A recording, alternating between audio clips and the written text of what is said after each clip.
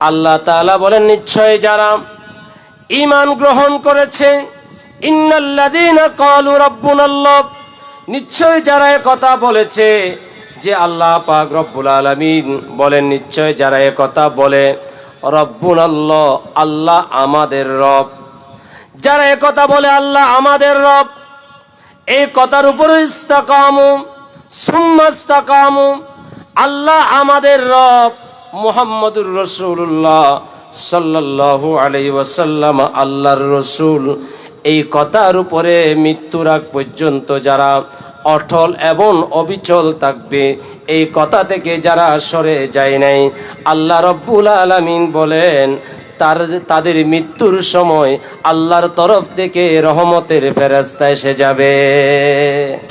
আমি আপনাদের দৃষ্টি আকর্ষণ করে বলতে চাই যে আল্লাহ পাক রব্বুল আলামিন মুমিনের জান এবং মালকে আল্লাহ তাআলা নিজেই খরিদ করে নিয়েছেন, ক্রয় করে নিয়েছেন। জোরে বলুন সুবহানাল্লাহ। মুমিনের জীবন যে কোনো একজন ক্রেতার কাছে যদি চুক্তিবদ্ধ না থাকে, তাহলে সেই মুমিন তার জীবন তরি নিয়ে পার হতে পারবে না।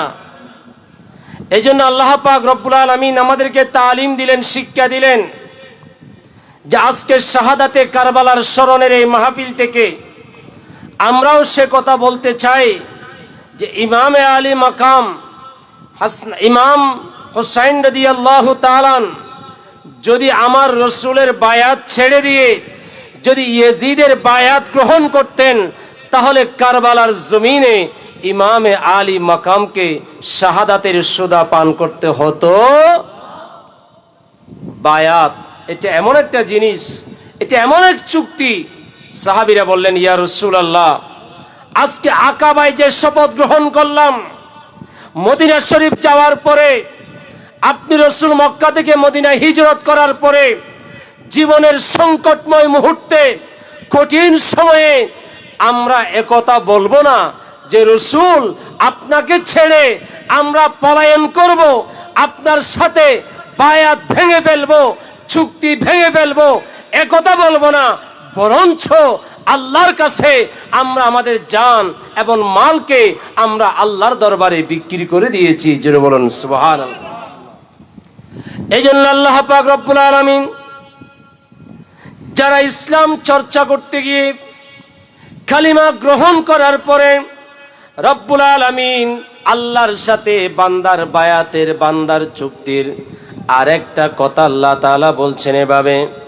আল্লাহ পাক রব্বুল আলামিন বলেন, ইন্নাল্লাযীনা ক্বালু রাব্বুনাল্লাহু সুম্মা ইসতাকামু, আল্লাহ তাআলা বলেন, নিশ্চয় যারা ঈমান গ্রহণ করেছে, ইন্নাল্লাযীনা ক্বালু রাব্বুনাল্লাহ, নিশ্চয় যারা কথা বলেছে যে আল্লাহ পাক রব্বুল আলামিন বলেন, নিশ্চয় যারা কথা বলে রব্বুনাল্লাহ, আল্লাহ আমাদের রব, যারা কথা বলে আল্লাহ আমাদের রব, এই কথার উপরে ইস্তাকামু সুম্মা ইস্তাকামু, আল্লাহ আমাদের রব, মুহাম্মদুর রাসূলুল্লাহ সাল্লাল্লাহু আলাইহি ওয়াসাল্লাম আল্লাহর রাসূল, এই কথার উপরে মৃত্যুর আগ পর্যন্ত যারা অটল এবং অবিচল থাকবে, এই কথা থেকে যারা সরে যায় নাই, আল্লাহ রব্বুল আলামিন বলেন তাদের মৃত্যুর সময়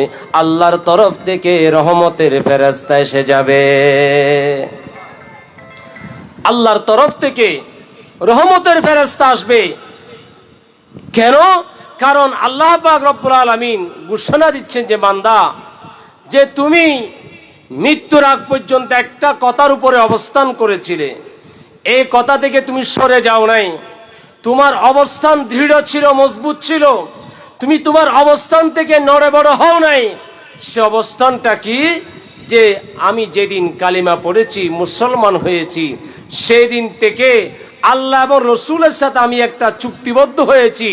আমি আল্লাহ এবং রসুলের দিন ছেড়ে, আল্লাহ এবং রসুলের দেওয়া বিধান ছেড়ে, আল্লাহ এবং রসুলের দেওয়া কালিমা ছেড়ে আমি অন্য কোথাও যাব না, এটার উপর আমি মজবুত থাকবো।